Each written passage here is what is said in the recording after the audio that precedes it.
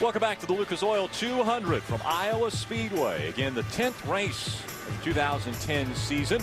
77 degrees, so temperatures dropped just a bit since about 15 minutes ago. Mostly cloudy skies. Looks a little ominous back there. That's looking back to the west. So we hope that we don't have any problems with precipitation. Our starting grid's going to roll across the bottom of the screen. A couple young guys down there starting up front. Austin Dillon with his third consecutive pole. And we take a look at our Z-Max track description. What a great racetrack. We just talked about it a few moments ago. You see just under a mile in length, 7/8. The corners are progressively banked from 12 to 14 degrees.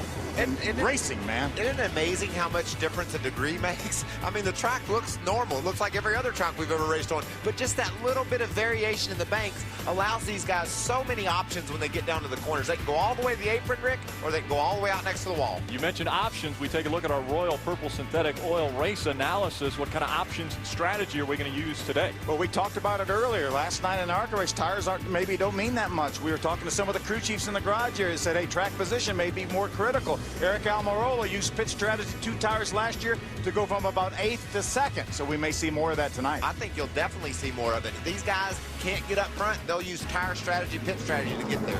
We want to take a look at 4 drivers that will shine a spotlight on today in our speed spotlight. Ray Dunlap, who do you have in your spotlight? Well, Rick, for all the Camping World Truck Series fans out there, they may have never heard of Greg Pursley, but boy, has he done a lot in his racing career. From motorcycles to road courses, he's won in everything he's ever done. The Southwest Tour, the K&N Pro Series, and he won the 2004 Short Track National Championship for NASCAR. In that year, he won 13 of 18 races at Irwindale. This guy's a proven winner. Today, he's very, very excited about making his first Camping World Truck Series start, and he had a great qualifying effort. Kristen? Yeah, he's got a sporty-looking truck in that black and blue paint scheme, but so does Patty Rodenbeck. You see him there in the 82, a really young guy. He's only 19 years old. It's already been an interesting weekend for him. In qualifying yesterday, you see here, it's a little bit loose, and yeah, spins out. Never been in a truck before. Actually was supposed to qualify at Martinsville, but due to weather there, wasn't able to, so he's making his very first NASCAR Camping World Truck Series start today. Phil? Krista, I want to keep an eye on 21-year-old Chris Eggleston. He'll be making his 5th start of the year. He is not qualified outside the top 20 yet. He's looking to run Talladega later on this year. He was a 2009 ASA North champ, and he attends Colorado State University. And Chris will start from the 16th position, Mikey. Phil, let's look at Green Level, Pennsylvania's Norm Benning. Norm's driving the number 57 truck. He had his best finish of the year just a couple weeks ago at Texas. He finished 17th there. He's starting 32nd today. Look for Norm to be solid all day long. And Norm Benning and the rest of our speed spotlights are going to have to chase some very strong trucks around this racetrack today. 2 of those starting up front. Eric Almirola on the outside. Austin Dillon, again, 3rd consecutive pole in the Camping World Truck Series. He and Danny Stockman have got that figured out, that combination of what you've got to do to go fast for 1 lap. Can he figure it out for 200 laps? Can Austin Dillon get to victory lane? We're about to find out. Green flag in the air at Iowa. Austin Dillon takes the low line and gets ahead of Eric Almirola. That's kind of a tough decision, Phil, whether to start on the bottom or the top. He took the bottom, and look, 4 wide. 4 wide coming out of turn number 4. We've got to make notes on how many times we say 3, 4 wide. That's what this place is all about. These guys are going to be all over one another. Eric Almirola clears for 2nd, takes that position away. Brian Eichler settles in 3rd. Brian Eichler driving that number 18 truck. Kyle Busch in Chicago this weekend, so not able to make the trip down, and Eichler behind the wheel of that truck. We'll see how he does today. Side-by-side battle for 5th there. Timothy Peters, the 17 on the outside. Stacy Compton, the 60, was on the inside of him. Now he's in the middle of a 3-wide battle. That's the 2nd time. Yeah, it'll go on and on. Matt Crafton to the high side, and he ran the ARCA Racing Series race last night and gave him a little more seat time on this racetrack. Has a very good truck today. We'll see if he can move that number 88 to the front. You can see the 62 truck of Greg Pursley. He's into the 4th spot. Really solid start for that team. Timothy Peters right behind in pursuit. Battle for 2nd about to take place. Eric Almirola being chased very closely by that 18 of Brian Eichler. We see the 3 of Austin Dillon has already put about 1.1 seconds on the second place Almirola. And there is the battle for second, Rick. And you talked about the guys in the garage area said that 3 truck of Austin Dillon was the class of the field in practice. You know, Phil, as they run more and more laps, though, sometimes practice doesn't tell you what you have at the end of a long run. So these guys will certainly monitor how their trucks are behaving once the long run gets to taking place. But right now, practice is right. Austin is fast. I'll tell you, that 18 truck right there, Brian Eichler knows how to get around this place. He's high. Problems way high. A big wiggle from Brian Eichler. He's trying to hang on to it and get back in the groove. Well, it almost looked like maybe the truck hit the splitter, hit the racetrack, and just obviously when the splitter hits the racetrack, then you have really no tires on the track. He slid way up the hill. Either that or he got a little bit loose maybe getting in, Phil, and had to correct it to the right. Let's see if we can see what happens here. It looked like he bottomed out a little bit when he got over into turn number 3. It looked like he had thoughts of maybe going to the outside of Eric Almirola. Greg Pursley checked up a bit in that 62 behind him, but now is back up to speed. Pursley holding on to the 4th spot. An impressive run for the newcomer to the Camping World Truck Series. You see Matt Crafton around the outside of Timothy Peters. That truck looks really strong early in the going as well. This has not been a typical season for Matt Crafton. We're so used to seeing him just steady, steady. But here, Greg Pursley, what a great debut here in the Camping World Truck Series for him. But he's going to have his mirror full of Matt Crafton here in just a moment. That's because that 88 truck is really fast. He can drive it anywhere he wants to. See if he chooses to go low or high. What a phenomenal facility that enables you to take those choices. He runs all the way down to the yellow line, Matt Crafton does, trying to make the pass on Pursley. Pursley was up 3 lanes higher. Ray Dunlap. Well, just to give you a little ad on Greg Pursley, this is a nice piece of equipment that he's driving today. They bought this truck from Kevin Harvick Incorporated, and last year this truck ran at New Hampshire and Martinsville. Kevin drove it at both of those races. How about this for finishes? 3rd at New Hampshire, 5th at Martinsville. They know they've got a good piece of equipment, and Pursley doing a nice job of holding the wheel. And holding off Matt Crafton, Timothy Peters, Johnny Sauter, all winners in this series. And right now, that 62 of Greg Pursley is running ahead of both the KHI trucks of Kenny Schrader and Ron Hornaday.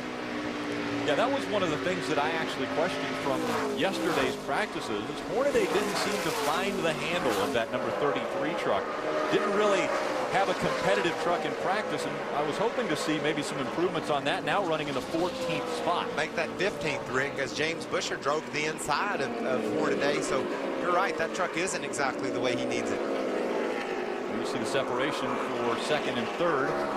Eric Almirola a bit further back, as you see already Austin Dillon setting a blistering pace. Whoa, and he's getting into a little bit of tight territory here. Austin Dillon putting a few trucks a lap down early on in this race. Only the 12th lap of this race. Austin Dillon, Eric Almirola, and Brian Eichler are your top 3. Just the second time we've come to Iowa Speedway in the land of corn. Mike Skinner dominated a year ago, but will it be a new face that's in victory lane? You got to stay with us here on Speed to find out.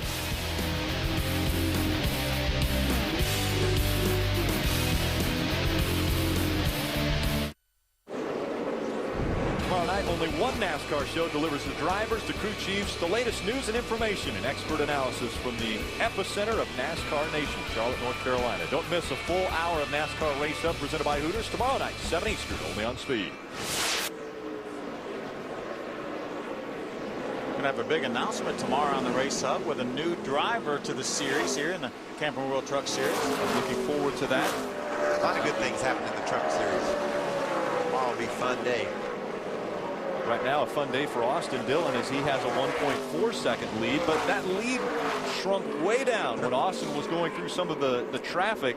Eric Almirola was able to close that gap to about 0.6 of a second, but now he's expanding it once again in the clear racetrack. Let's find out a little bit more about Austin Dillon with Krista. Just to give you a little insight on what they're talking about on the radio, you basically heard 2 things. You've heard spotter Andy Houston say, great job, good corner. And then you've heard Austin Dillon, the driver, talk about how he's free on the backstretch and mentioning how tough it is to get through that lap traffic.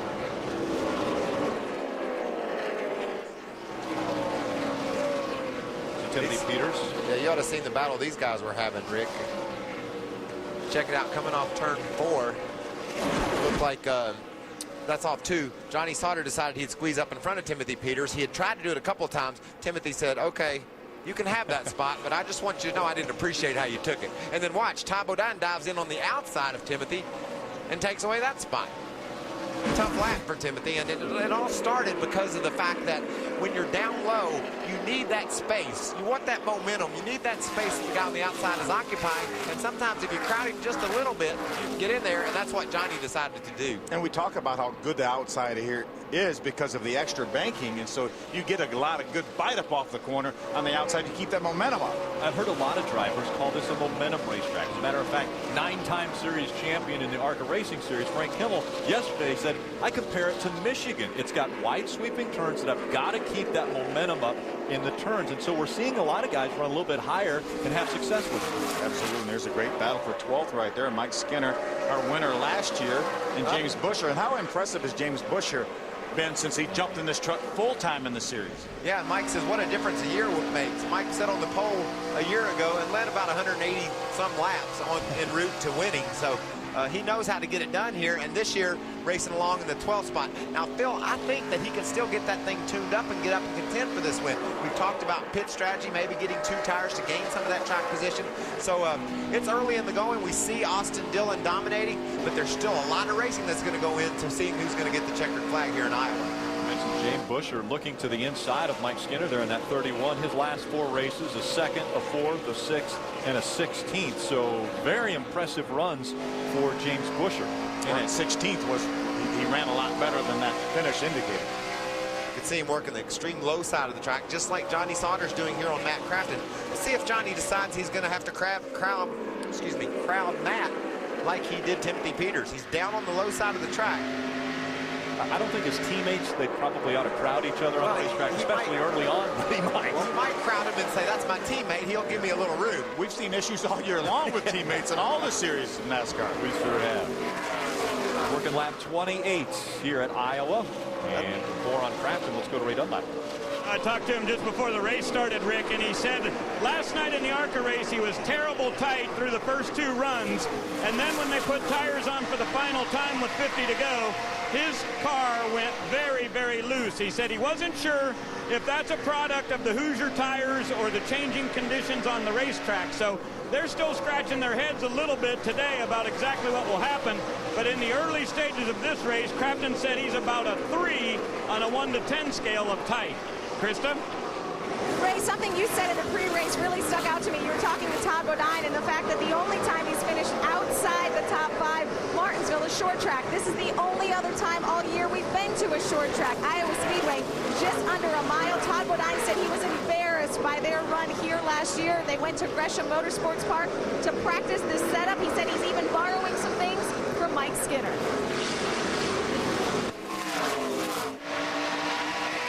Todd's currently in the 7th spot. Looks like a pretty competitive truck. These are the teammates having a tussle. It hadn't been settled yet. Johnny Sauter still looking to the inside of that 88 of Crafton. Heard Crafton have to pedal the throttle that time up off the corner. Looked like he lost the front end a little bit. You know what happens with teammates sometimes, Rick? You assume that if you need a little room, your teammate's going to give it to you. Well, that assumption sometimes leads to trouble. Well, sometimes that other teammate assumes that you won't take that extra room. That's it. It's always something. It's a difference of opinion. You know, I thought he should have. Well, I thought you should have. And the next thing you know, we're crashed. Meanwhile, that's great side-by-side racing here, though. Carl Chevrolet on board, the number 13 for Johnny Sauter this week. There he goes. Look at the run through the center of the corner. Will Matt give him the room? Yes, he does. That's teammates. Early in the going, Johnny's faster. He had a good run through the center of the corner. Why force the issue? Roll off the gas and let Johnny Sauter have that spot. Stacy Compton back behind the wheel of the 60, running a limited schedule this year. Narain Karthikeyan will be back behind the wheel of the 60 a little bit later this season. Another solid run, remains up in the top 10, 32 laps into this race. We talked to Stacy in the pre-race show and saw that the fact that he's actually changed manufacturers this year. They started out the season with Toyotas, then made the switch to Chevrolets. They've been very, very competitive. Narain has done a great job on that truck. 13th in his debut at Martinsville. Mario Gazan there in the Tire Monkey truck. He's getting ready to go a lap down. Austin Dillon just marching through this field. Mario Goslin running 21st, so currently 21 trucks on the lead lap. Austin Dillon, since the drop of the green flag, has been the dominant Camping World truck. He has led every lap, all 33. Brian Eichler running second now as he's been able to get by Eric Almirola, Greg Pursley, and Johnny Sauter, your top five.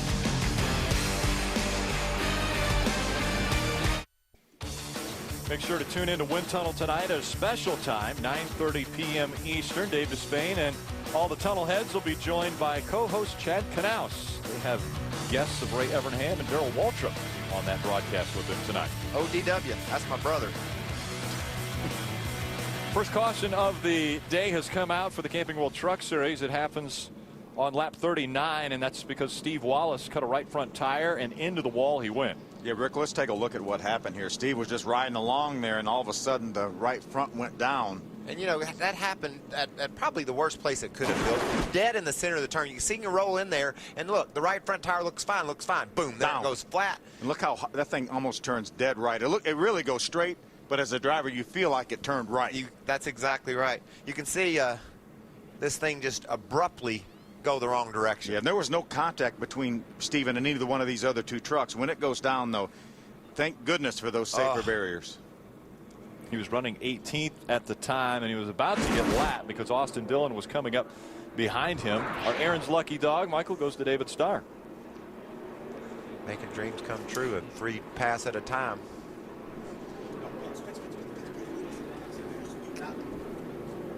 And here comes Austin Dillon, race leader, on to pit road. Right behind him. All of our leaders to pit road. The 18 of Brian Eichler, who was running second. So the field making their way on to pit road. Ray. Matt Crafton is in at my end, Rick. He wanted to get an air pressure change in the left rear, and he's also going to put 3/4 of a round of brake towards the front, trying to get through the center just a little bit. Let's go to Krista. The three of Austin Dillon had planned to stay out, but they decided to come in. He said he's just a little bit loose in. Meanwhile, Brian Eichler, the 18, also coming in. Brian Eichler had that wiggle early. They said everything's okay now, just some small changes for the 18. Austin Dillon able to win the race off pit road quite easily. You know, Phil, I wonder if that blown tire on Steve Wallace made those guys change their mind. You know, the caution comes out, a right front tire blows. Maybe they say it's 30, 40 laps. Let's make sure we don't have a wear issue on that right front. Especially since we don't know exactly why that right front went down. And again, the reason we're under brake, the 15, Stephen Wallace, right front tire blows, and straight into the wall he goes. Stay with us here on Speed. More racing coming up.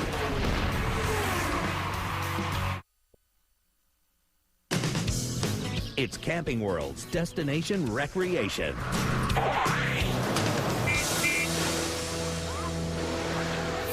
Hopefully by now you've had an opportunity to visit one of Camping World's great retail locations. I mean, these stores are jam-packed with 10,000 different items that you might want to get to make your RVing experience just perfect.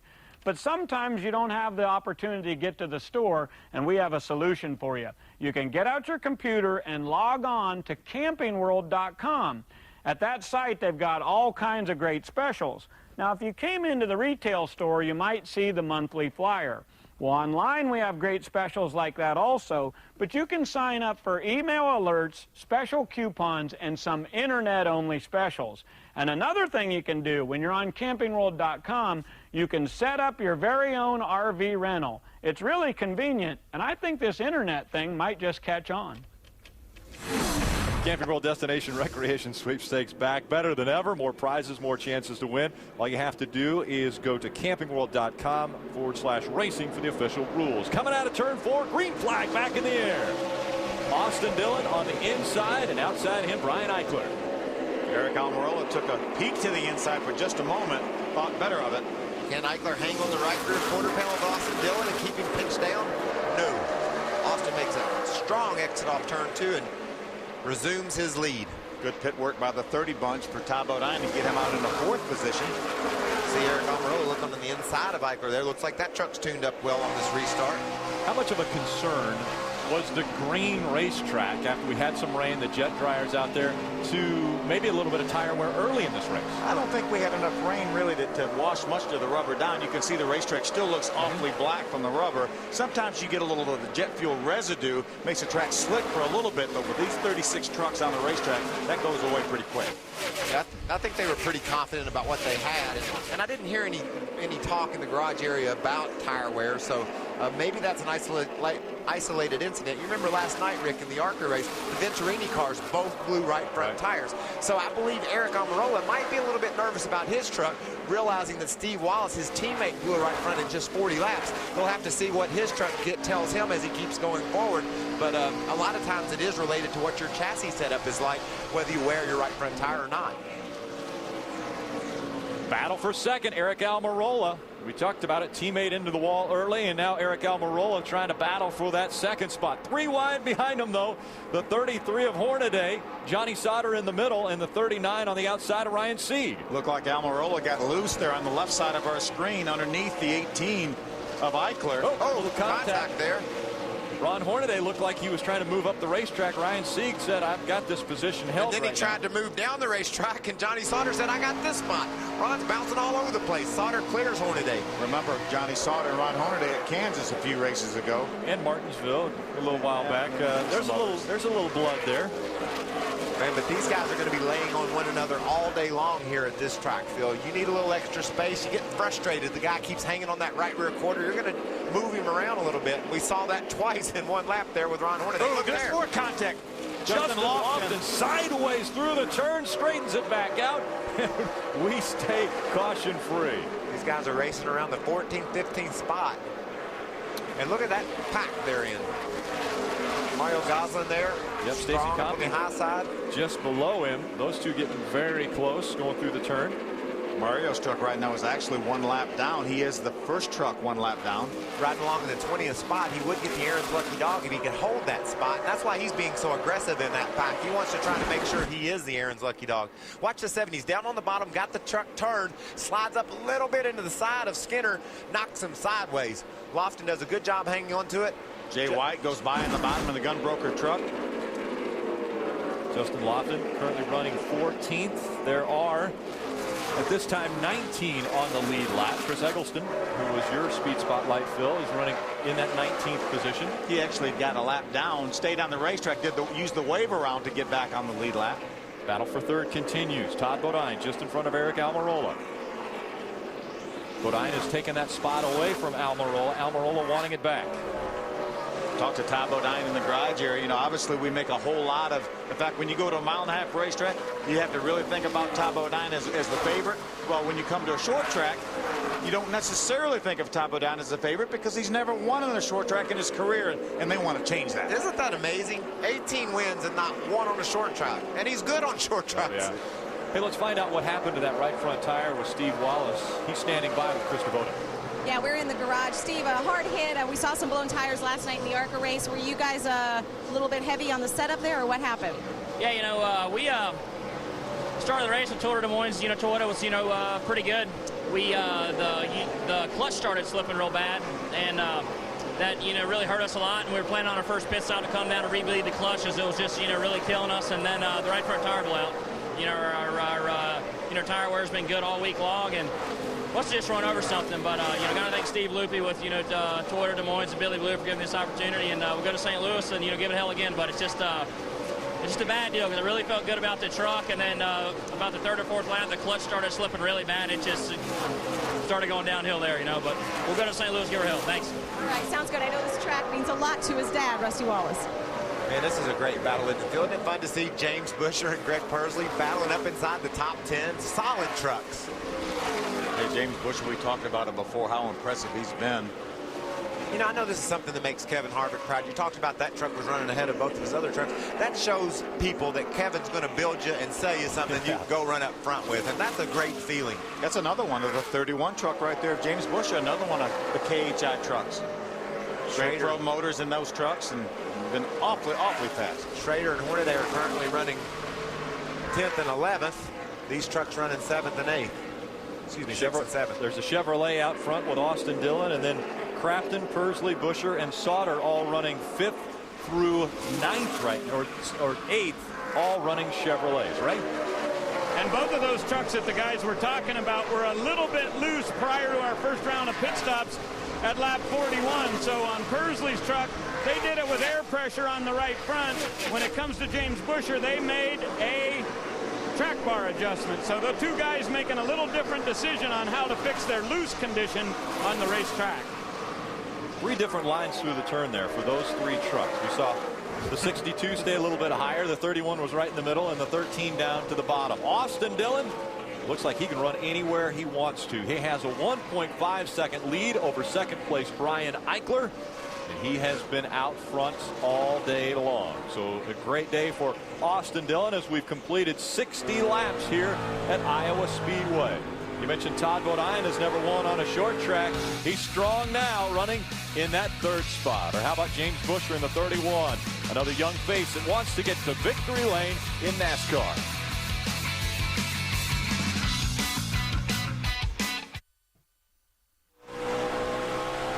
Well, race fans, Sunoco's Free Fuel 5000 is back. Just get your Sunoco decal, put it on your car, get spotted, and win. We've got spotters visiting every participating Sunoco, and if we see you with it while you're there filling up, you'll win one of thousands of instant prizes and a shot at the grand prize, 5,000 gallons of Sunoco fuel. For more information, go to GoSunoco.com. I believe that's on the internet, which Ray was thinking might take off. I think you might have something. Yep. And that's a lot of gas. 5,000 gallons is a lot of gas. There's Austin Dillon right now. He's using a lot of gas here.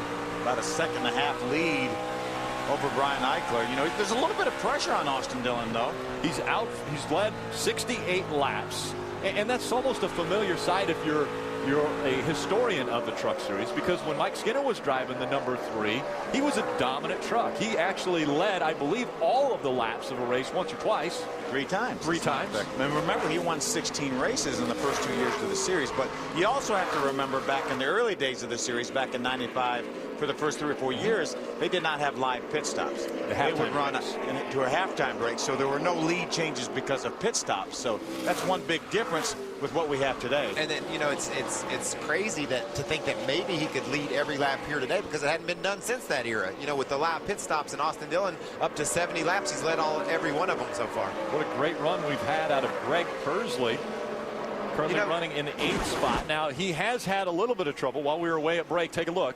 He just got in the corner a little bit high, it looked like, and he makes slight contact with the safer barrier, but continues on and remains in the 8th position. Lost a couple spots while that happened.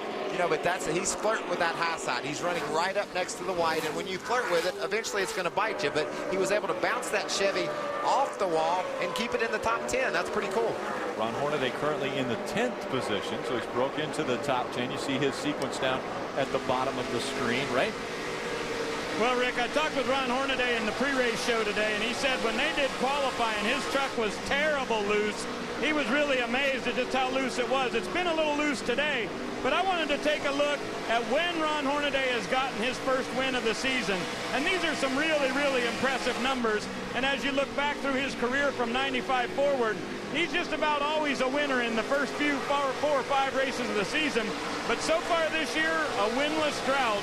And right now today, Hornaday saying his truck's still very loose on the track, and he's calling it as if it is stepping out a little bit. So apparently the rear end not very stable on that number 33 today. But a lot of Ron Hornaday fans saying, when is that first victory of 2010 going to get here?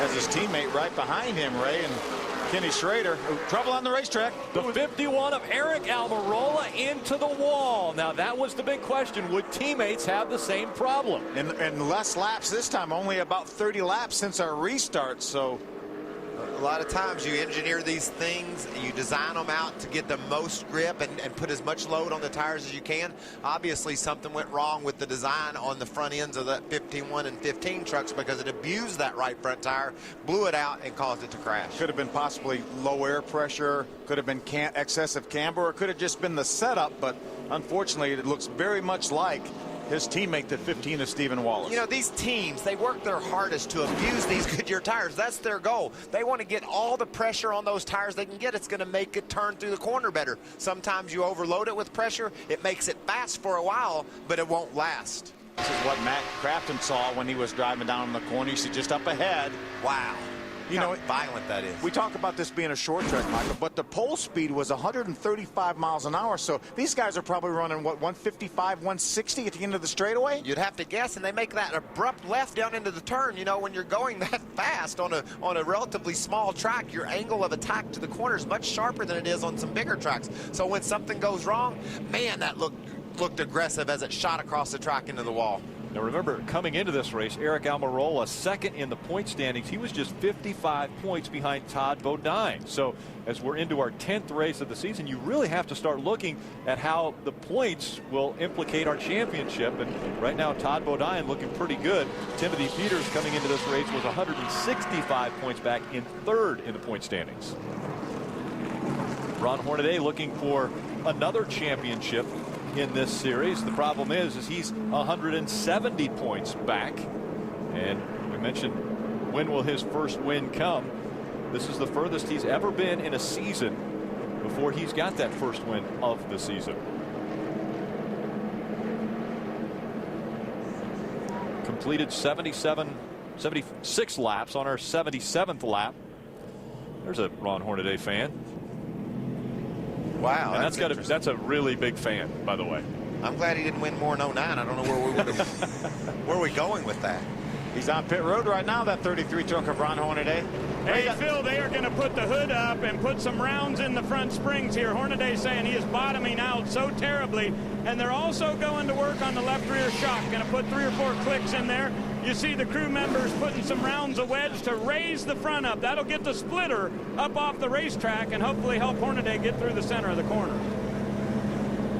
You know, the truck's about 9th on back. Kenny Schrader stayed on the track, but from about 9th on back, all came to pit road to work on their trucks. Got to get these things tuned up. We talked about Chris Eggleston. He took a wave around earlier, Phil. We thought it didn't work out for him, but he ended up getting the lucky dog because of the track position that he got out of it. So the Aaron's lucky dog to Chris Eggleston, his wave around seemed to work out okay for him. Absolutely. Well, the field will bunch back up again. Can anyone get by Austin Dillon? That is the question of the day from Iowa.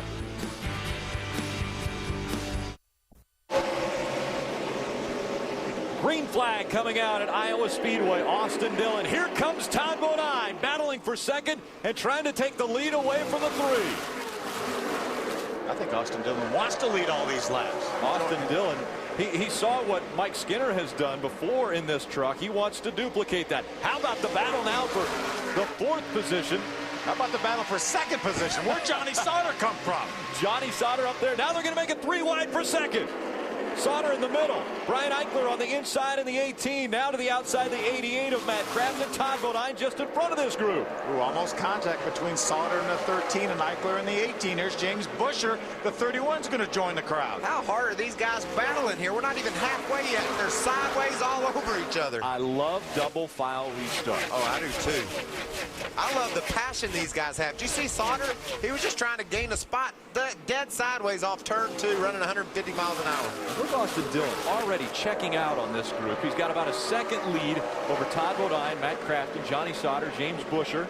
Do you know how good that feels, Rick, to look back in your mirror and see all that going on and you not be a part of it? A lot better than when I got a speeding ticket and I saw the lights in the back, which we talked about earlier in the show. Yeah, that's not that's not the view you want to look back at. Look at Skinner. Eichler running up the racetrack in that 18. Wow, that was aggressive. Yeah. Skinner's making a good move. We talked about him early in the race, back in the 12-13 spot. Led so many laps here a year ago. Looks like he's heading in a good direction now. It looked like he was almost struggling a little bit early on, but not anymore. Top of the hour here in Iowa. Central Standard Time, 2 o'clock. Thanks for joining us here for the Camping World Truck Series. Rick Allen, Phil Parsons, Michael Waltrip with you up in the booth. Chris Devoto, Ray Dunlap down on pit road telling all the stories that are happening.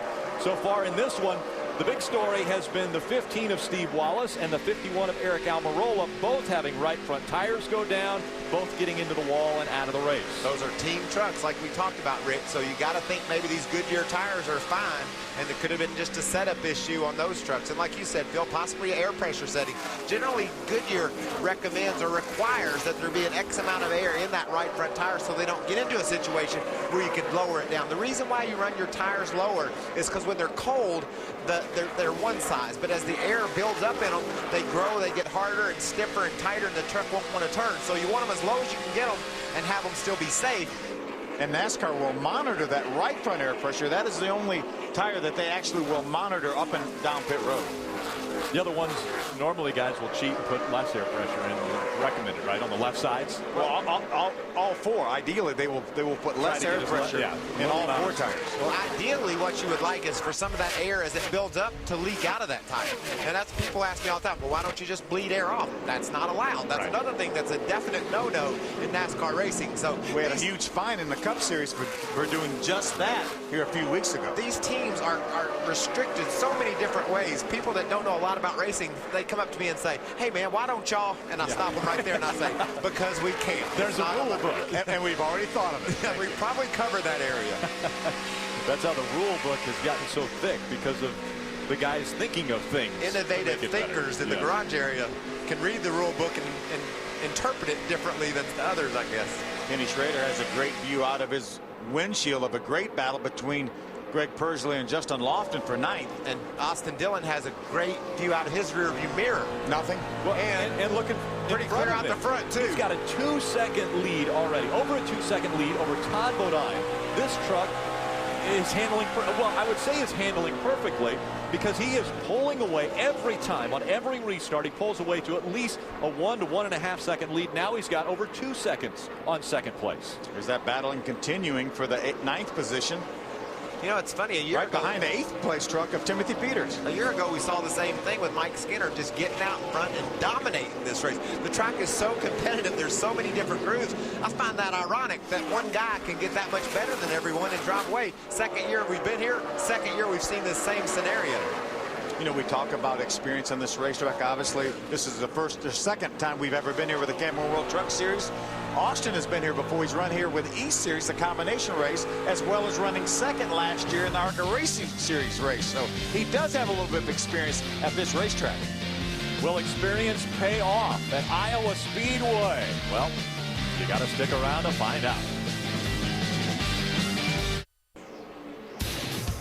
Coverage of the NASCAR Camping World Truck Series on Speeds brought to you by Nature Valley Granola Bars. The taste nature intended. By Damp Rig, because the key to mold control is moisture control. Control them both with Damp Rig. And by Royal Purple, the performance oil that outperforms. Next Sunday, the Rolex Sports Car Series thunders into New Jersey to continue an explosive season of racing.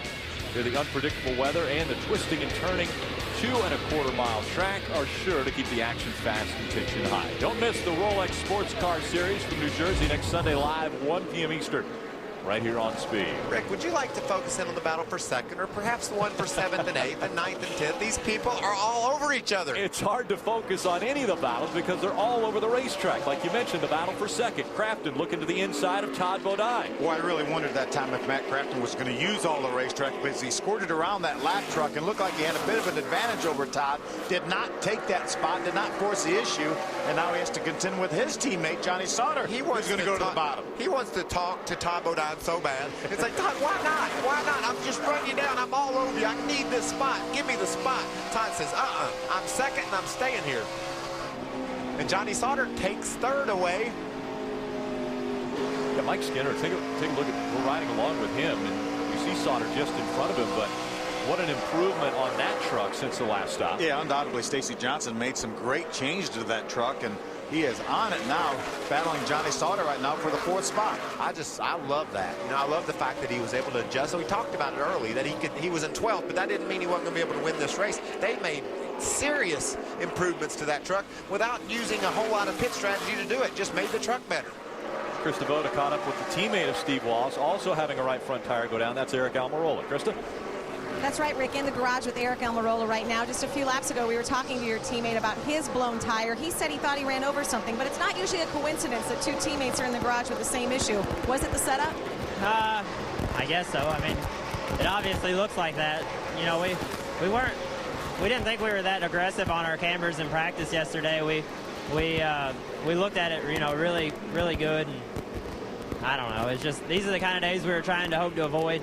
You know, we weren't looking for this for our Graceway Pharmaceuticals Toyota Tundra. We had a really good truck, we felt like, and we needed to make a few adjustments on pit stops to get it better to where we could go up there and race for the lead. But I felt like we were definitely a second or third place truck.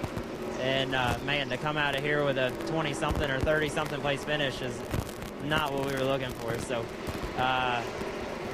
it hurts. It really hurts. But we'll go get them at Gateway. All right, thanks. I know, very disappointed Eric Almirola, and it looks like we're going to have another disappointed Toyota driver out on the track right now. Yeah, Krista, and this is the third place man in the points race.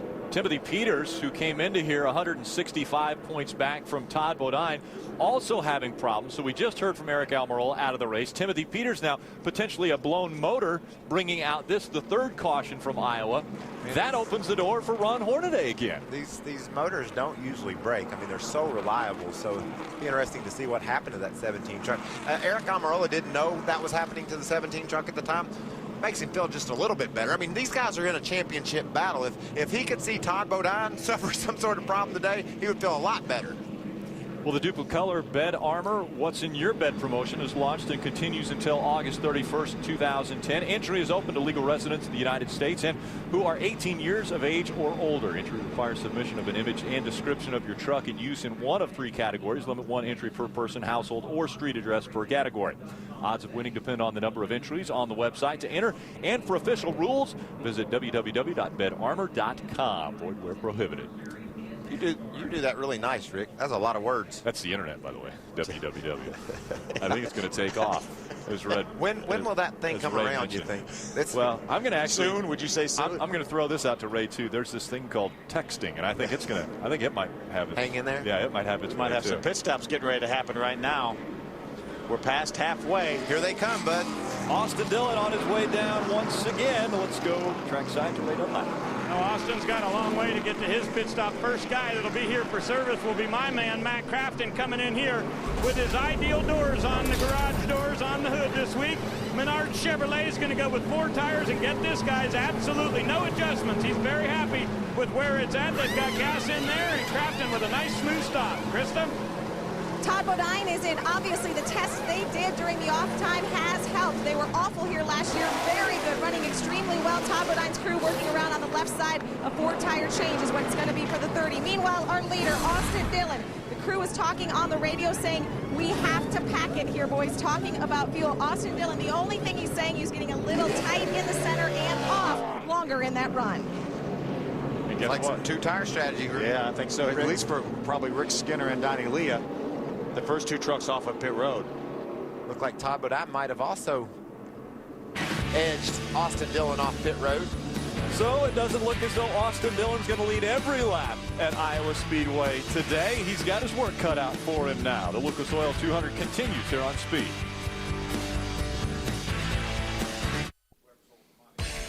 Next Saturday, Charlotte Motor Speedway will host a Legends Cars race to top them all, and it's only on Speed. Competitors will be battling for an unprecedented $1 million purse. So make sure you tune in next Saturday, 7:30 p.m. Eastern. It's the Legends Million, only on Speed. A big weekend here at Iowa Speedway, the ARCA Racing Series last night, and the NASCAR Camping World Truck Series today. Remember, you can watch Speed on Mediacom. In the garage a little early is Timothy Peters. He's standing with Chris Devoda.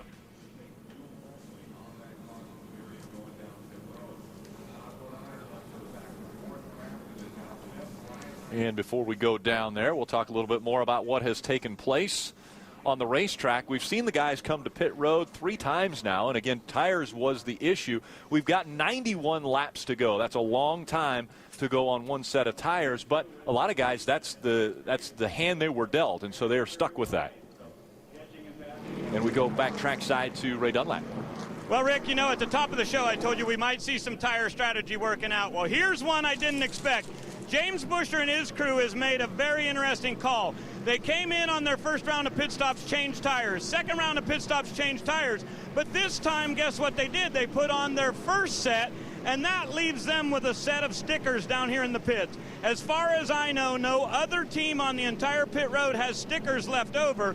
This is the only crew that does that. And they've been having a real battle getting off turn 3 and turn 4 today. They made a big swing at the chassis, but these 4 stickers in here could play a big factor before today's race is over. Take a look at our race summary after 110 laps. Skinner out front now. We've had 3 different leaders and lead changes. 3 cautions for 17 laps have slowed the pace down. Only 9 trucks off the race. Stay with us. Get exclusive analysis from Speed.com personalities and industry experts like Chris DeVota, Randy Pemberton, Hermie Sadler, Tom Jensen, and more. Get more at Speed.com's NASCAR section and look for the voices of speed every week. Take a look at our speed spotlight, guys, where they are running now. Greg Pursley started 6th, running 10th. Told you Norm would hang in there, 25th. Chris Eccleston, my guy, used the wave around, then the lucky dog, and finds himself on the lead lap in 15th. And Greg Pursley looks totally solid. Been in the top 10 all day long, guys. Fans up on their feet for the restart. Green flag back in the air here in Iowa. Mike Skinner up front, but not for long. Battle to the inside. Look at Austin Dillon down to the bottom of the track. They're 3 wide, and we just restarted. Austin Dillon looking to the inside of that 5 of Mike Skinner. Wants to get back up front. He's been the dominant truck today. 3 wide, back for the 5th position. Uh-oh. Truck in the middle is pushing up. Ryan Eichler in that 18 trying to keep it down. Donnie Lea was in jeopardy there. Oh, bounce off the wall. The 62, Greg Pursley, slides into the infield, and that brings out our 4th caution. Yeah, he was just a victim. They got to racing really hard there. The 07 of Donnie Lea got to the wall. You see the damage on Brian Eichler's truck right there. It looked like Eichler was real aggressive in the center of that turn and slid up into Donnie Lea a little bit. You see there's damage. Donnie Lea. A lot of damage to that 07. I'm not sure if it was maybe Donnie Lea that might have gotten to the outside wall bounced off the wall into some other trucks. Well, down in the center of 3 and 4, Eichler was all up into the side of the 07. I don't know if they ever made contact or not, but he definitely crowded him. Does Tom Bodine made contact with the wall? Some damage to that 30. Maybe another truck got into the right side of that one. A lot of damage. Here it is right here. Watch now. Watch the 07 of Donnie Lea. There's Todd, the 30. Here's Donnie bouncing off the wall, and actually the 18 came across the left front corner of Todd's truck, so he was headed towards the outside wall while this happened. But did Todd turn the 07? Take another look. Does Todd turn the 07 into the 18? Or the 8? Oh. See, the 07, I think, got into the outside wall, and the 18 came across Todd's nose and turned himself into the outside wall. I think the 07 was the least at fault. I don't know that he was going to have any issues. Todd's, yeah, the 07's fine. I'm not sure he was. I don't think the 07 hit the wall until the 18 forced him in the wall. And he didn't let off either. He was having a good run off the corner. Todd stuck his nose into a very, very small hole, and we know how hard it is to keep these trucks down exiting the corner. Watch, Todd's in that little bitty gap there. Man, you can't go there. The 33 of Ron Hornaday just went behind the wall into the garage area. He's got all kinds of left side damage, doesn't he? So our top 4 in points, Todd Bodine, Eric Almirola, Timothy Peters, Ron Hornaday, all having problems today. That's going to tighten this points race up even more. Well, this is a situation you said that now Eric Almirola doesn't feel quite as bad. Hornaday's had trouble. He's getting better every minute. And Todd Bodine now has had trouble and made contact with the wall. But Phil, leading the points the way that Todd is, you can't, that was a small area to be trying to stick your nose in. Sometimes it's better, especially just past halfway, to roll off the gas, let it sort itself out. He's got a stout truck. That has to be a mistake by that driver. Take a look at the front end of the 33 of Hornaday. A lot of damage. Wow. They're trying to get the hood up. They don't even look like they're in that big of a hurry to do so, Phil. Sure don't. Looks like it had to have crushed the radiator back in behind that grill work. Hey, can he get out? They'll assess the damage. You just heard him ask the NASCAR official if he can get out of the truck. Might not have been a NASCAR official. It might have been part of the team saying, all right, what do you think? How long do we have? Looks like it's going to be a little bit of time. And obviously now the laps are clicking away. So let's take another look. When they get seized up here, the 62 is going to slow. The 31 slowed down first. James Busher, he saw what was happening in front of him. And then the 62 of Greg Pursley slowed down, and Ron Hornaday chain reaction deal, just ran in the back of the 62, and that's what sent him through the infield grass. The further back you are, obviously, the less you can see. And Pursley was able to get woed up. Hornaday couldn't, and look at the damage to the front of that truck.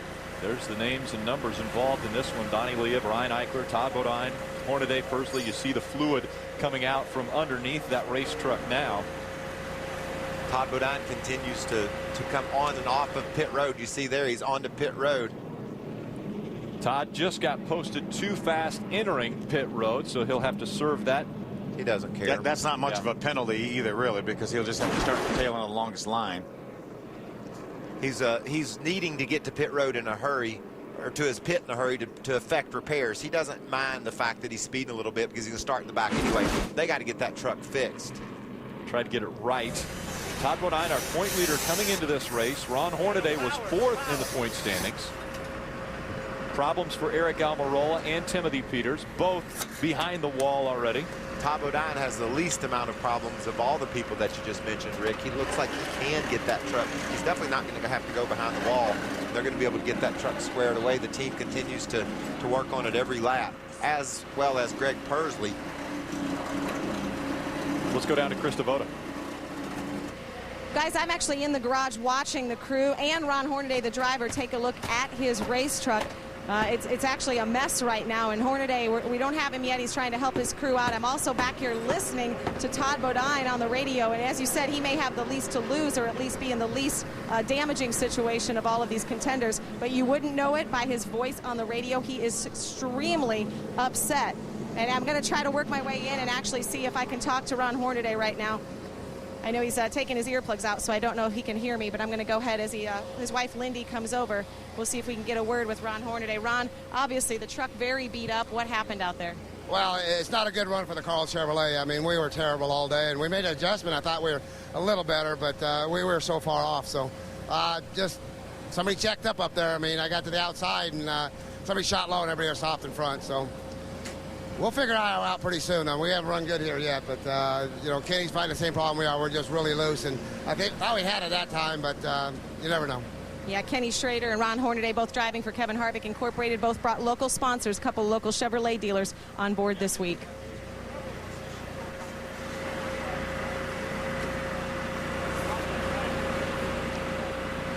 So they're going to continue working on the 33 of Hornaday. Again, he's out of his truck. Todd Bodine has been off and on pit road numerous times under this caution. He actually got slapped in the hand, really. He was too fast near one of the safety vehicles when he came on, or getting onto pit road. That was the violation. It wasn't too fast on pit road. He was too fast around one of the safety vehicles.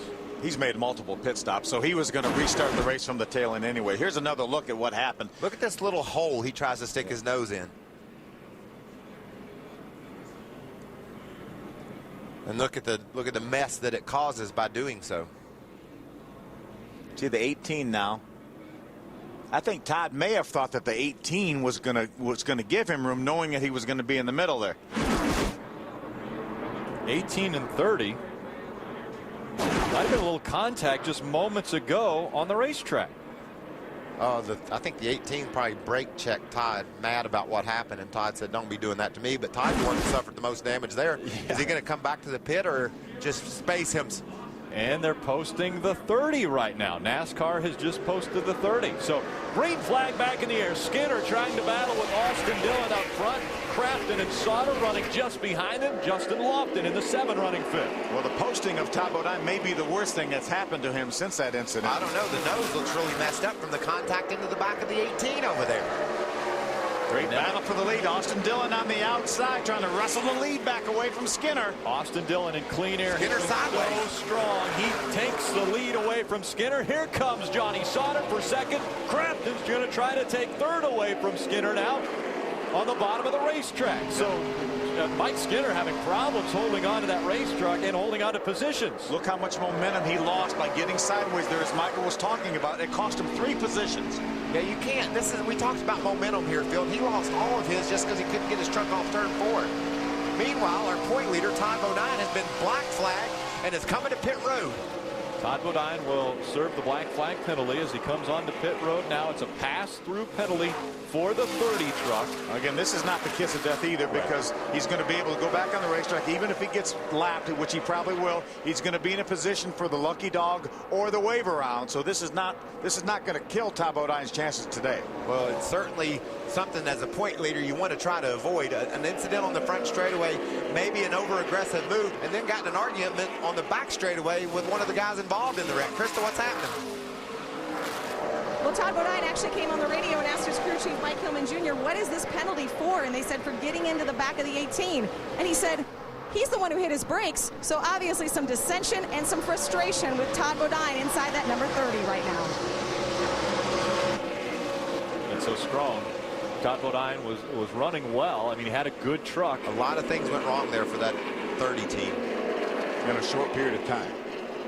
So Todd Bodine now scored one lap down in the 16th position. But again, his closest competitors all behind the wall. Eric Almirola, Timothy Peters, Ron Hornaday. Johnny Sauter, though, running second right now. Johnny Sauter coming into this one is 5th in the point standings, but 264 points back. Caught a glimpse of Justin Lofton getting by Kenny Schrader. That was a battle for the 5th position. There's Stacy Compton, James Busher right now, right behind Kenny Schrader. What about Stacy Compton? Very solid today, currently running in the 7th spot, racing along behind Schrader. You can see James Busher down on the bottom of the racetrack. That truck's been good low all day long, and he drives on the inside of Compton. You know, if you're a point leader and you're going to have a bad day, this is probably a pretty good one to have a bad day. When second, third, and fourth have all had problems.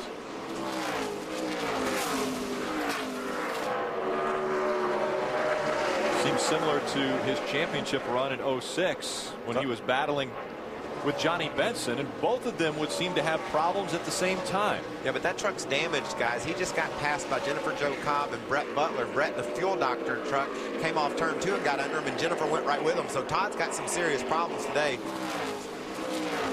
Try to hang on to a top 20 finish for the 30 team. We see James Busher just behind Stacy Compton. Battle for 7th. I just love the way James is running this track. We see guys mainly in the middle, but he likes to stick it right down on the bottom and has an aggressive approach to the corner as well. Look how low he tucks. I think Stacy likes it too. He decided to go down there with him. Busher looking to the inside now. Stacy Compton. See if he's got the momentum, which we've talked about is critical here at this racetrack, to get to the inside of that 60.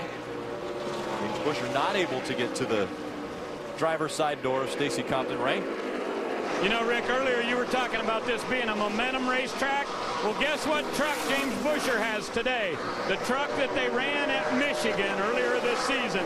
A number of guys electing to bring super speedway style trucks here instead of short track trucks. But my question for Michael and for Phil, what is the strategy got to work out for James Busher? How many laps would you be willing to go into this race and still come in and put those sticker tires on and have a shot at getting the win? Ray, I would like to see the caution around lap 150 so I could have about 50 laps to make up some ground. We only have 15 trucks right now on the lead lap. If the caution were to come out right now, then we would have a lucky dog and leave us 16 trucks. But remember, with the double file restarts, when you're talking about restarting 16th, you're only in the 8th row. It's not like the old days. Well, and the other thing about this, Phil, he is so good on these old tires. That makes me wonder how much an advantage those stickers he has down there on pit road will really be. He gives up a bunch of track position. You get inside 35, 40 laps to go. I don't know that those tires will be good enough to make up that much ground. But remember, these other guys will have 80 to 90 laps on their tires too. So, you know, there may be a fall up way down the road. We haven't seen anyone run that long on these tires. Right now, these tires are holding up great, though. Austin Dillon just ran a 24.36. That's about what he's been running the whole race. Exactly. Dillon out front. His closest competitor, Johnny Sauter and Matt Crafton, two teammates sitting second and third. Dillon looking for his first win in the series.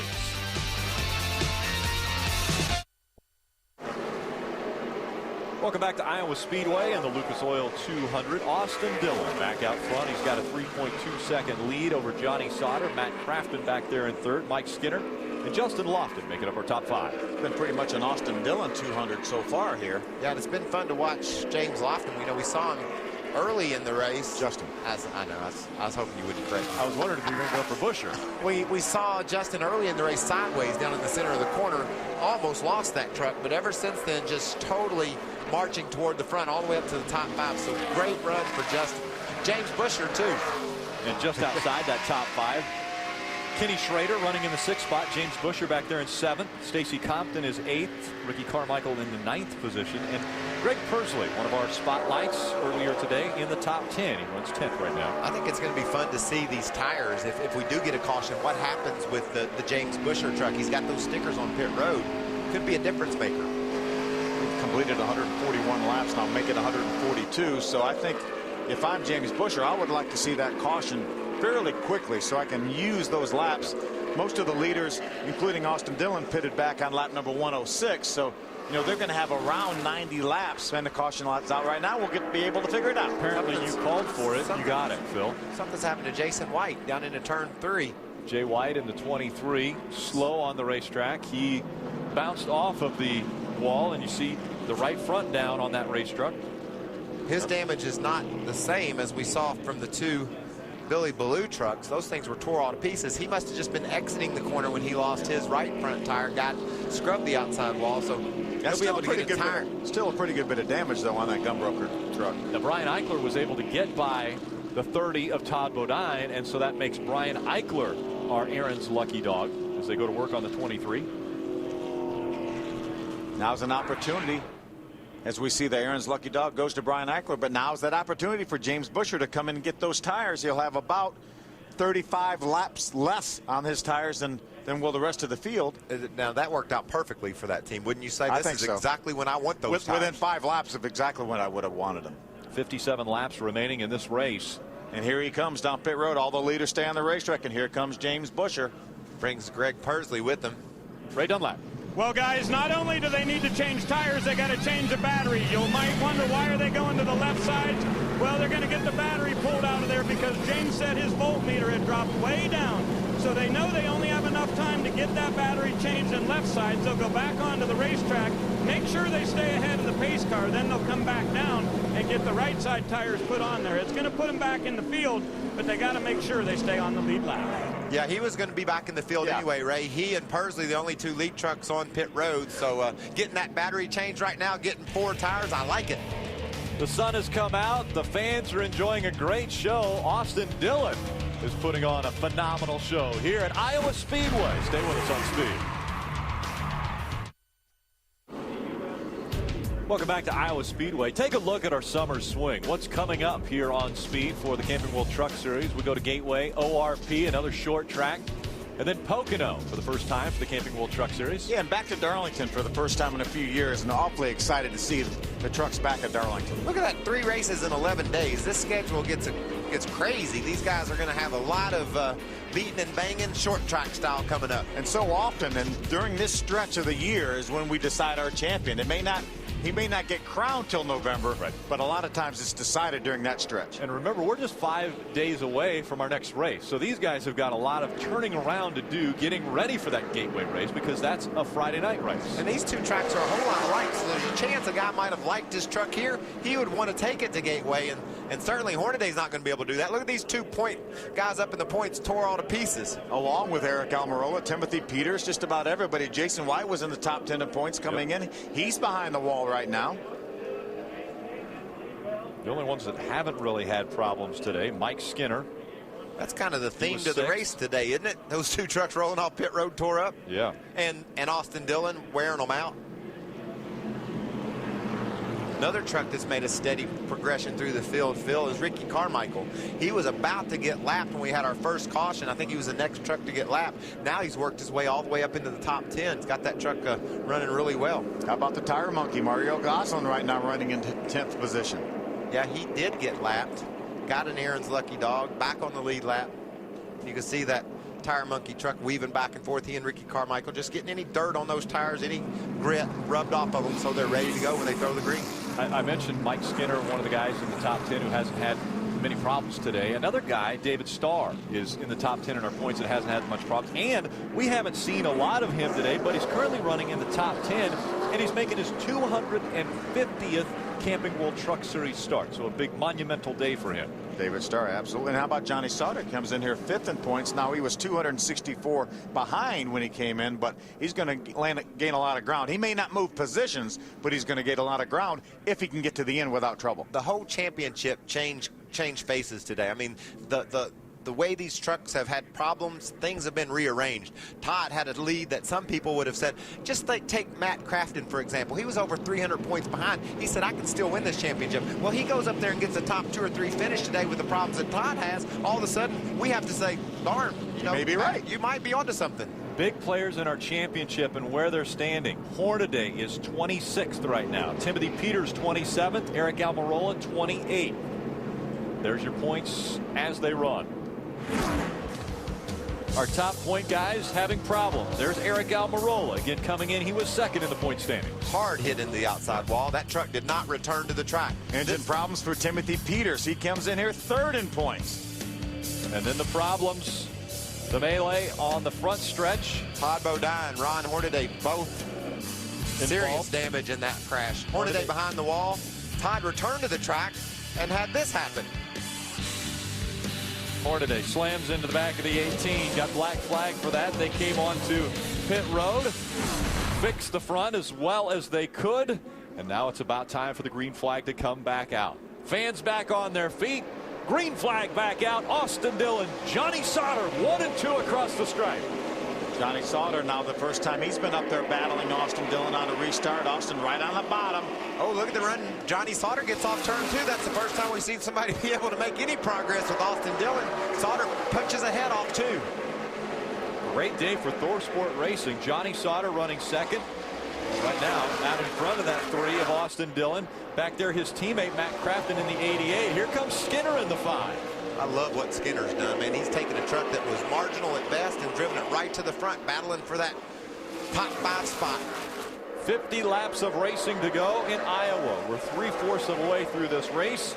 Johnny Sauter now out in front. Had that big win earlier this year at Kansas. To go with the win he got last year at Las Vegas for his first career win.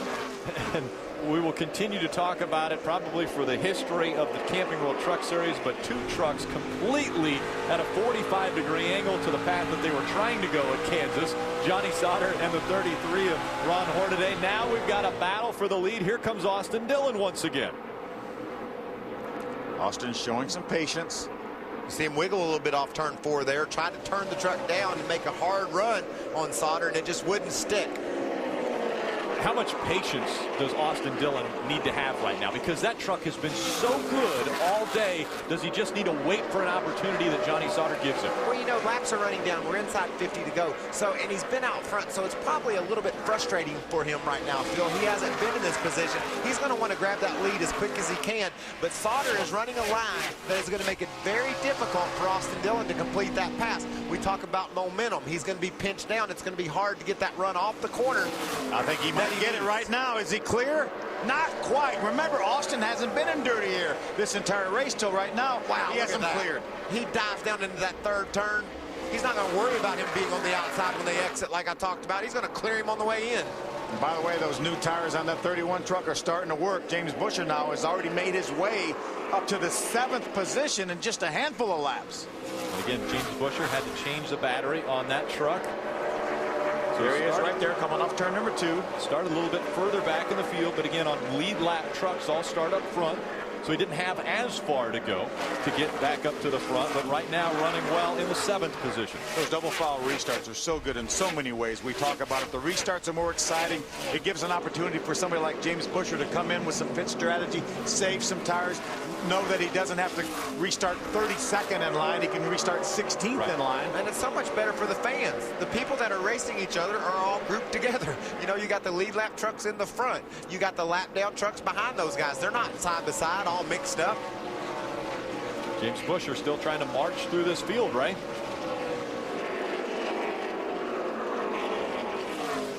Go Ray.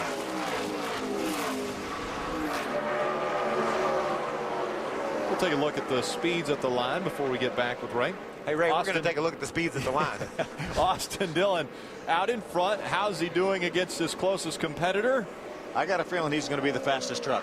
by far, by the way. There's James Busher right there, third quickest of the lead lap trucks. You know, Sauter probably thought, Johnny probably thought, man, I got something for him now. My truck's got tires, got a little heat in them. I'm ready for Austin Dillon. Gets the lead on the restart, and then now he's thinking, where did he go? He's driving away. And now the next truck that James Busher wants to get by is that number 2 of Ken Schrader.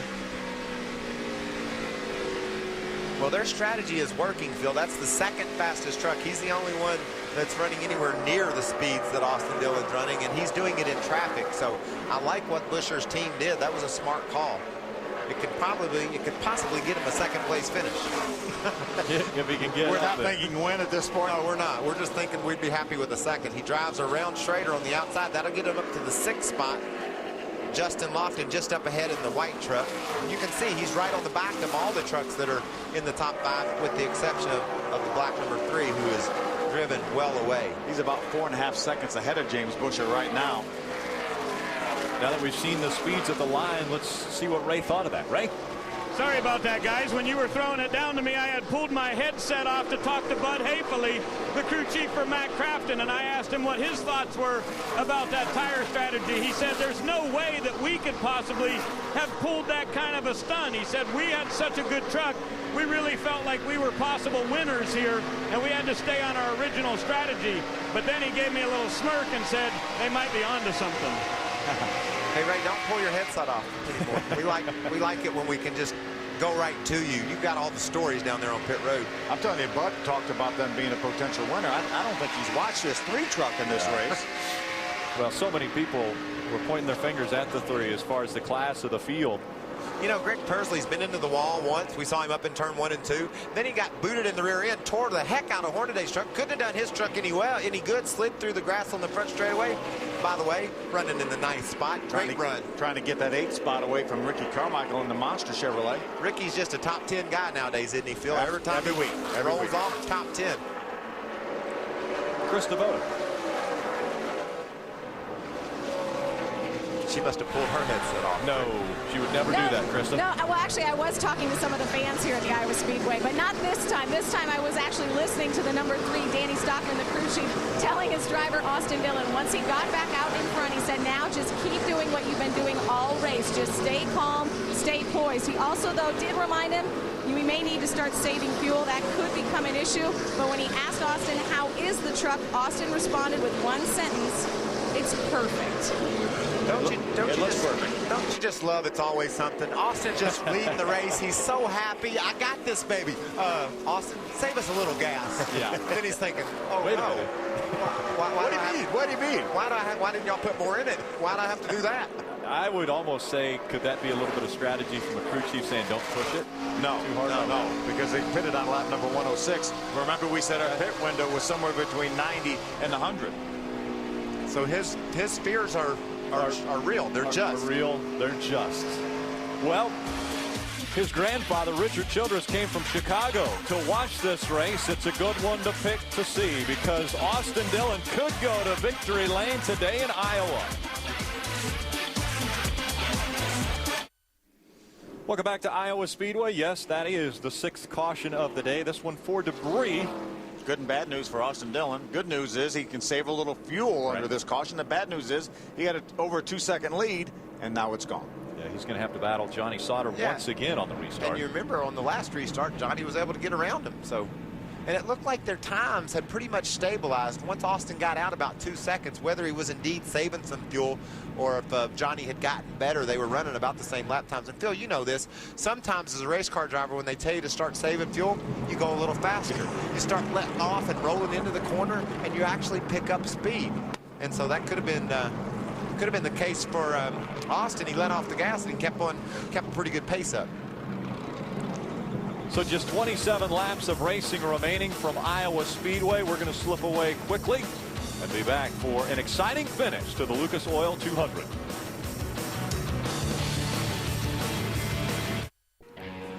And welcome back to a sunny Newton, Iowa, and the Iowa Speedway for the Lucas Oil 200. Just 25 laps remaining in this one. Out in front, Austin Dillon. Can he hold off the 13 of Johnny Sauter? You see Brian Eichler on pit row. They're doing a little work to that race truck as he gets the Aaron's Lucky Dog. He'll be back on the lead lap, so that puts 15 trucks on the lead lap. While we were at break, a few trucks did make it onto pit road. Let's go down to Chris DeBoda. Wanted to let you know what Mike Skinner did and why they came in. Well, they pitted back on lap 106, but they did not take tires. They had taken fuel only back then, and right before that caution came out, Mike Skinner had started to slide back. When the caution did come out, he said, yep, boys, we burned our tires off. We're coming in for 4. Ray? His teammate David Starr did the same thing, Krista, only a little different strategy. They put on the tires that they had used in their first round of pit stops. They had pitted on lap 41. They re-glued up that set, put them back on, and David's hoping he can march back to the front. He'll start 1 position ahead of his teammate, Mike Skinner. Yeah, those tires had 40-some laps on them, Phil. These tires he has on now are getting up around 60 or 70, so he just went for a little bit fresher tires. Jason White, after scrubbing the outside wall, has made it back to the track. Jason White scored in the 23rd position. He's 32 laps down. As a matter of fact, the 22nd place truck right now is Norm Benning, who's only 6 laps down, so he actually cannot gain any positions by staying on the racetrack. But he can stay ahead of Ron Hornaday, and that's really all he can do. But that's 3 points. Yeah, he wants those 3 points. He has fallen out of the top 10 back to 11th, so you want to preserve all you can. Let's take a look at our Dodge save of the race.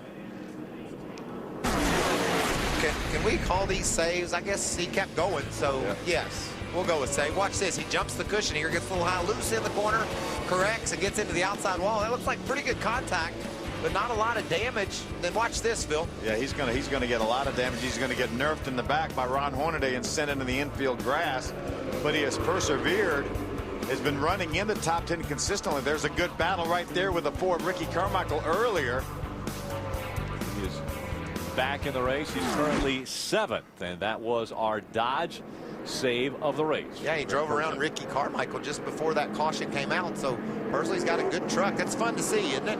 Guy that's been racing in the weekly racing series, coming to Iowa with a chance to race on one of the big stages in NASCAR and run in the top 10. How about the row behind them? You've got Ryan Segan, the 39, and the tire monkey of Mario Goslin, both with top 10 runs going. Nice job by both those teams. Randy Kaiser takes the pace truck back on to pit road. That puts the field back in the hands of Austin Dillon. Johnny Sauter on the inside, so Dillon chooses the outside line. Let's see if he can make it work for him. Well, last time Sauter took the lead from the outside, so Austin said, I know how to fix that. Sauter with another great restart, trying to battle Austin Dillon on the inside of the track. Let's see how he does through 3 and 4. Yeah, so much more experience Johnny Sauter has over the Austin Dillon, but I think Austin Dillon just has the truck, and he's really showing some maturity beyond his years. And he really has all year. He's just gotten better and better and better all year long. What a great kid he is, too, Rick. Last night we had him in the booth and talked to him. He helped us with the ARCA race, talking about his little brother. You can just see he has a lot of respect for this sport. Certainly Richard Childress and the family that he grew up around loves NASCAR racing. I think Austin has the same appreciation for the history of the sport, and certainly can drive the wheels off his truck, driving away from these guys. Austin Dillon, his career best finish is 3rd. That was at Texas earlier this year. Krista. Well, down here in the 3 pit, there was a lot of debate before that restart on whether Austin Dillon was going to take the inside or the outside on that restart. Danny Stockton said, well, you know, the outside's been pretty good, but you've been good on the inside. He left it up to the driver. He said, you're the one driving this thing. You make the call. Schrader, an aggressive move around the outside of Matt Crafton. You know, we watch Schrader. He just tiptoes through the first halves of these races, but when it comes down to it, he's ready to go, making the move around the outside of Crafton, trying to grab that 6th spot away from him. He's been in that truck a couple times previous. He finished 9th at Kansas, had a top 5 run, finished 5th at Texas, looking for a little bit more today. Yeah, he's going. That's actually for the 5th spot. He drives up into the top 5 here late in the going.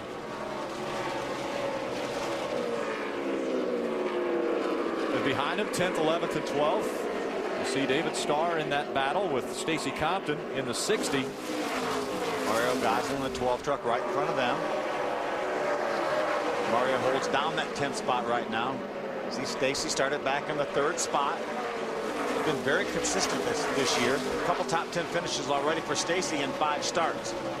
17 laps to go. What a great story for that 12 of Mario Goslin a year ago, fighting just to make it to the racetrack and try to put his name out there so someone would maybe take a chance with him. And Tire Monkey comes on board and says, you know what? I like what you're doing. I like the process you're taking to get to the highest level of racing. I'd like to help you out. Now, battling for a top 10 position here at Iowa, Stacy Compton looking to the inside. What a run Stacy Compton had through the center of that corner and off it. He just drove by the 81 of David Starr. Now he's trying to get Mario. He's going to get Mario. That truck's coming alive here late in the going. Remember, he's one of the trucks that came down pit road on this most recent caution flag. Ricky Carmichael just in front of the 60 of Stacy Compton. Carmichael running 9th, Compton 10th. Goslin in 11th, David Starr in 12th. Now Dillon has a 1.4 second lead over Johnny Sauter. That's a great battle right there for 6th, 7th, and 8th. James Busher has not been able to advance beyond this 6th position with these new tires. Mike Skinner has new tires now. He's going to get by the 62 of Greg Pursley. That is for the 7th position. You know, Pursley was on the inside of Busher, lost his momentum. Here comes Skinner and takes that spot away from him. And like you said, Phil, those fresher tires that Skinner's got on is paying off here late in the going. Not sure. Oh, Mario sideways. Goslin up into the marbles, but keeps it off the wall. Checks up just a bit. That's a nice save. Ryan Seek's going to be able to get by in the 39 truck. Going to go from 11th to about 13th in one corner, though, Phil. That was a kick save and a beauty by Mario. Hey. I knew it was going to move to hockey. From a Nordiques. I'm heading to Canada when we're done doing this. You know? Are you? Yeah. A little dirt racing. Excellent. North of the border, eh? A guy who does a lot of dirt racing, the driver of that number 2, Ken Schrader.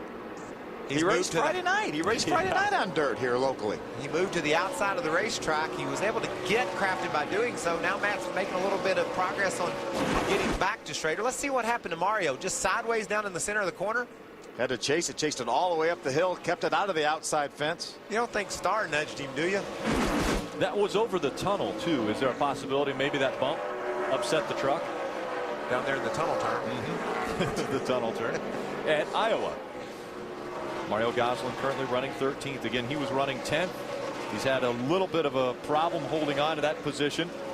As Compton got by, Carmichael up in front of him. David Starr got by him. Ryan Sieg also in the 39 got by Mario Goslin. There you see the difference between the 2 and the 88. Schrader's running in the 4th spot. That's Crafton back in 5th. Krista, what are they saying in the 2 pit?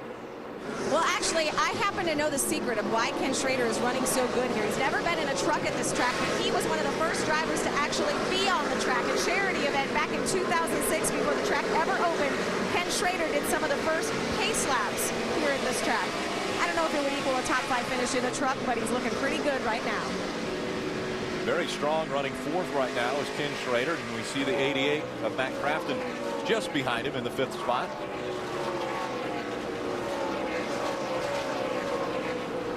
Austin Dillon jumped out to about a second half to a 2-second lead and then just stayed there. There's a couple of themes to this race. That black 3 leads a lot, and there's a lot of guys having solid runs that it's fun to see them marching up into the top 10. You got Ricky Carmichael, another top 10 run for him. Greg Pursley back in the 9th spot. Stacy Compton solid. James Busher up to 6th. Justin Lofton, a great run for that truck. Could equal his career best. He got back at Dover. A lot of good stories. We saw Mario Goslin in the top 10. Sieg, Starr racing along with him. Chris Eggleston's taken a rave around, a lucky dog, and parlayed that all into a top 15 run so far. And Brian Eichler's got a couple lucky dogs and ends up with a top 15 run going. They've been in a wreck. Big time. Yeah. Austin Dillon trying to make this story all about him this weekend, although his brother tried to steal the limelight last night when he ran in the ARCA Racing Series. To better his younger brother, he's going to have to win the race. Ty started on the pole in the ARCA Racing Series race, finished 2nd. Austin started on the pole, and the only way he can top Ty is to win the thing. Get to victory lane. The last couple of laps, Sauter's closed some ground. He's got that thing down to just a little over a second. We saw that lead up to close to 2 seconds. 1.29 that last time by, so I know Austin's probably saving a little bit of gas and taking it easy. He's only got to make 6 more laps, but Johnny's keeping him honest. Johnny Sauter's the first truck in his rearview mirror. He can see him back there. Coming up to the stripe, it'll be 5 laps of racing to go for Austin Dillon. The last time the number 3 in the truck went to victory lane, it was Brian Reffner. at Texas back in 2000. And that was not an RCR number 3 truck. That was actually a Menards number 3 John truck. Menard owned the truck, and it went to victory lane again in 2000 with Brian Refner behind the wheel. Now can Austin Dillon, with just 4 laps to go, get to victory lane for the first time in the NASCAR Camping World Truck Series. Johnny Sauter lobs another 1/10 of a second off of his lead. You see Austin running up the high side of the racetrack, getting around Eichler, putting him a lap down. Jason White is slow up ahead of these trucks. Coming off of turn number 4.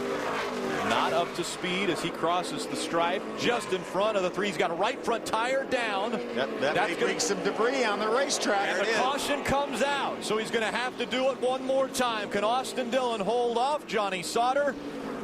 It looks as though we will have potentially a green-white checkered finish in Iowa. Well, it's definitely going to be green-white checker, and right now there could be nobody any more disappointed than that bunch right there on the Bass Pro Shops toolbox. Just in front of the 3 of Austin Dillon.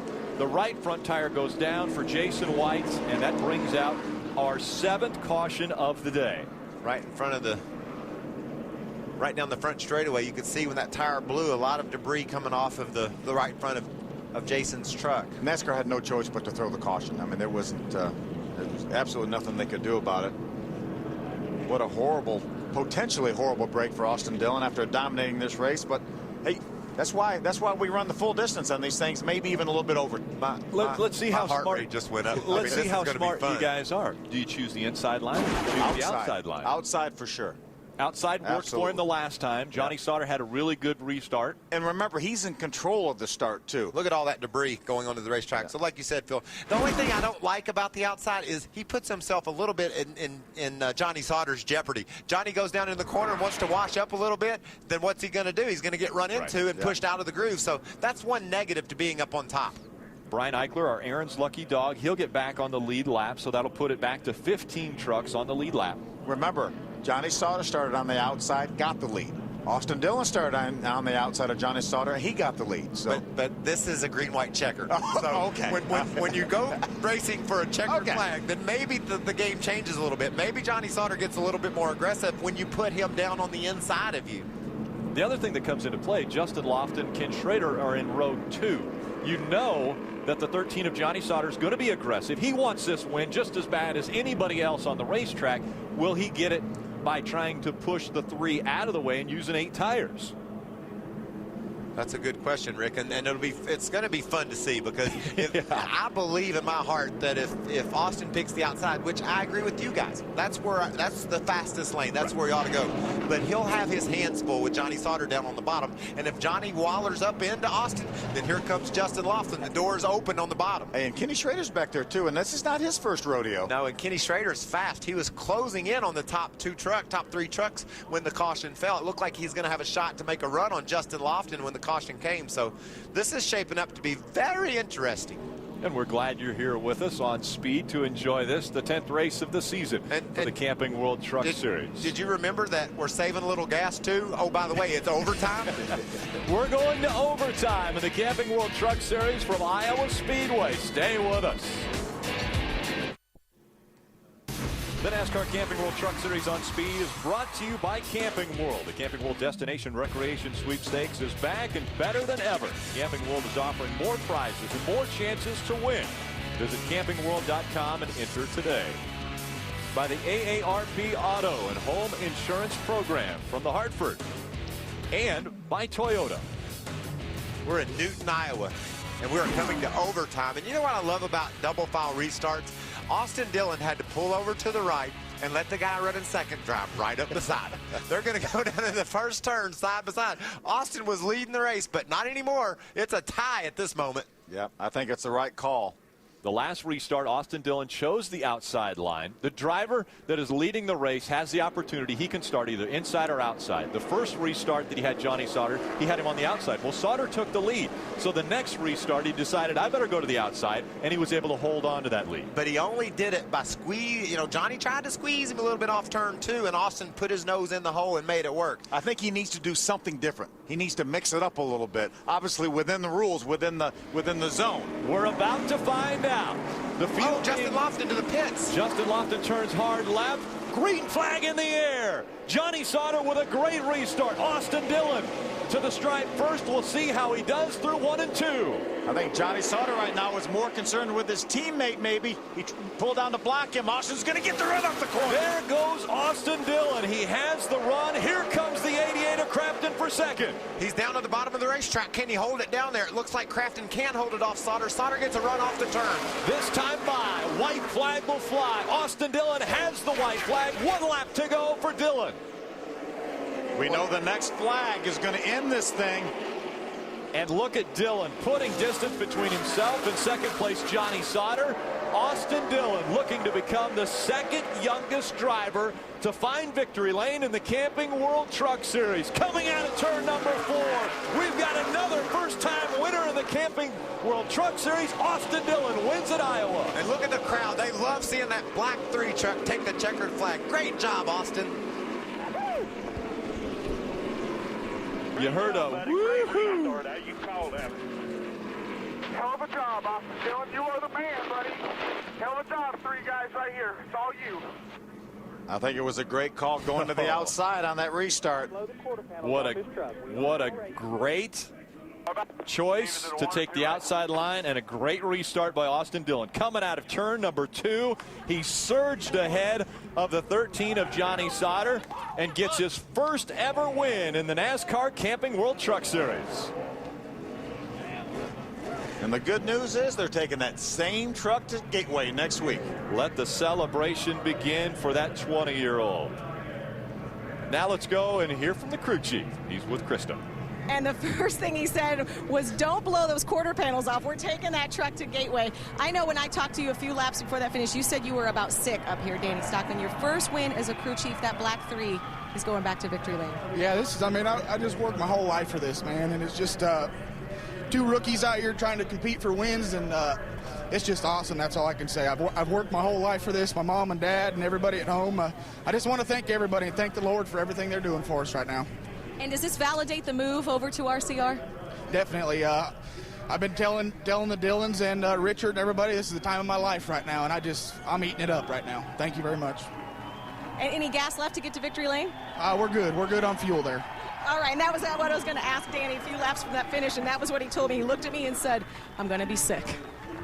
You don't see that very often, Phil. He parked his truck about, I don't know, 60 yards past the start-finish line, got out and walked back. I'm not to the sure flag he's not stand. out of gas. Look at that. Celebration from Danny Stockman. And he mentioned 2 rookies. His first win.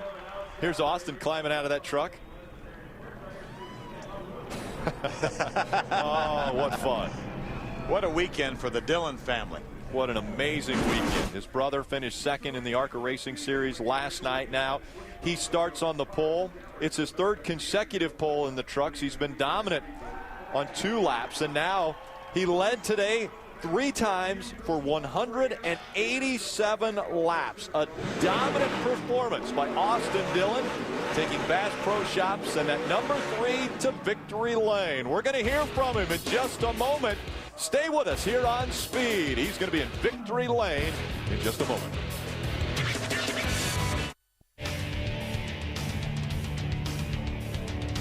And just moments ago, the 20-year-old climbs out of the truck. The fireworks begin, and the celebration will begin in victory lane. Let's hear from the young man. Krista Boda's down there. A lot of high fives, a lot of smiles, but I would imagine there's a little bit of sense of relief. Your 3rd straight pole, but your first time to victory lane. When did you know in this race that you would be standing here today? Man, my guys have done awesome all year. They built fast trucks. We just had little mistakes that hurt us all year. I got to thank Bass Pro Shops. You know, they stepped up and helped us out this year and enabled us to run for the points. And I got to thank Johnny Morris. I'm real close to him and his family, and my guys are awesome. I mean, this truck was awesome, and that last restart, man, I was like, man, I knew it wasn't going to be that easy. So I told my grandfather, he kept telling me which line to choose, and I was like, man, it's all right, we're going to win the race. Got to have confidence, and that's what we had. And I had a Bible verse in here I got to thank God, and I looked at it right before that last restart, and I think it gave me the strength to go to the front. Yeah, we heard you say that. Your grandfather, Richard Childress, came on. You guys were talking about grip, which one was going to be better, and you did say, we're going to win this race. I see a lot of emotion. You're a young guy. Why does this mean so much? You still have a long racing career. Was there pressure on your shoulders with the Childress name to get here to victory lane? I just want to do it for the fans, and it's 3. This 3 is a good number to run, and I'm glad I'm running. I feel very fortunate, and, man, I want to win a lot, and this is the first one of many, hopefully. What does it mean, too? I mean, obviously, every fan knows what the black number 3 stands for, to be on the pole, to lead the field to green here in this race, and to finally to dominate, to lead so many laps. Look at all these drivers who are coming over to congratulate you as well. We've seen Hornaday. We see Ricky Carmichael, Todd Bodine. The line continues. Mike Skinner. And then here comes his grandfather, Richard Childress, to come in and give congratulations again. And there is a lot of similarities. I know in no way is it the same sort of scale or scope as Dale Earnhardt winning the Daytona 500.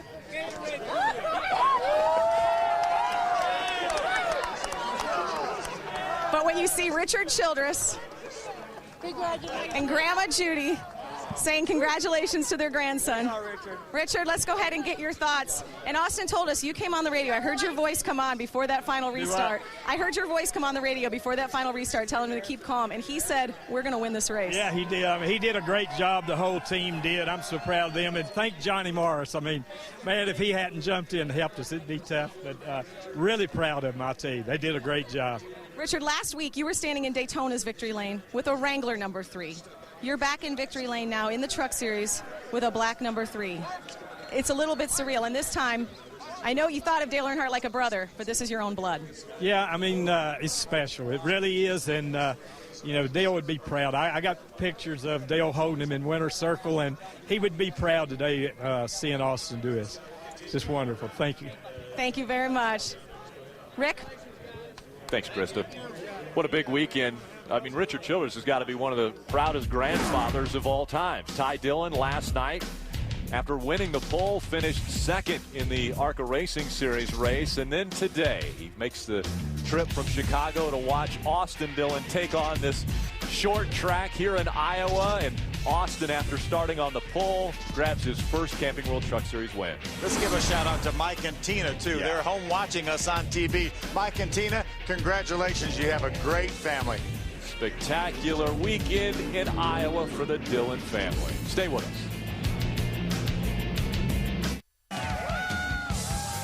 Spectacular crowd on hand, actually in victory lane to celebrate with Austin Dillon getting his first ever NASCAR Camping World Truck Series win. And look at the trophy he's hoisting up in victory lane. A spectacular day for Austin Dillon. A great day for Thor Sport Racing as well. Let's go down to Ray.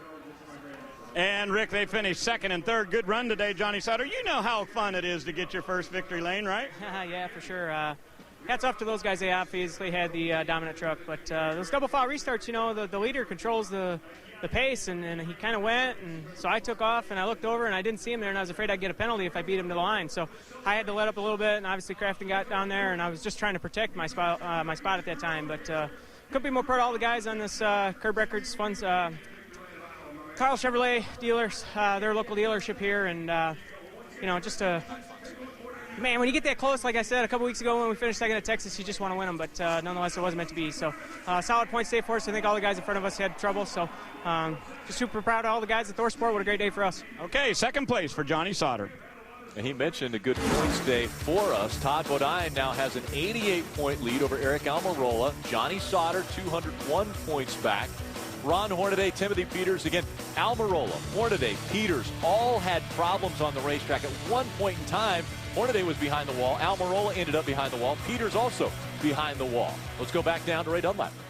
Well, Crafton, Schrader, and Johnny Sauter all talking it over down here about your day. Anything you would have changed if you could redo this race? Yeah, make a little adjustment on that last one. On the second last run, we were free, and I didn't have them adjust anything. But that last set of tires was just tight, got tight on me, and then I got hung on the bottom on them restarts, and it killed me. Until that last restart, it worked all right. But I tried to shoot him 3 wide down here, and then I got underneath Johnny, and it was going to be ugly. I drove down in 3, and we about wrecked it. But all in all, I mean, these guys, like I said, built a brand new truck. I mean, can't thank these guys enough. Menard Chevy was pretty good today, but that 3 was awesome. Okay, 2 good races for Matt Crafton, ARCA and trucks here at Iowa. We're just 5 days away from the next race for the Camping World Truck Series, where we'll head to St. Louis and take on Gateway. That's another tricky little racetrack. Absolutely, and Austin Dillon will be taking the exact same truck that he used to win tonight. I guess you'd call that momentum. Absolutely. Keep the momentum up. Started up front today for Austin Dillon. As I mentioned, the next race, the Camping World 200 from Gateway International Raceway. Problems for Billy Ballou Racing. Both trucks into the wall early in this one, but no problems for RCR and Austin Dillon. Austin Dillon, the dominant truck, leading over 180 laps today on way to victory lane. Next week, the Camping World Truck Series visits the Gateway to the West, St. Louis, Missouri. Last year, the gunslinger, Mike Skinner, entered the Gateway as a winner after winning in Iowa and left with back-to-back wins. See if Skinner will get his first win of 2010, or who else can find victory lane. Chris Devoda hosts the setup starting at 8:30 p.m. Eastern, followed by flag-to-flag coverage, only on Speed.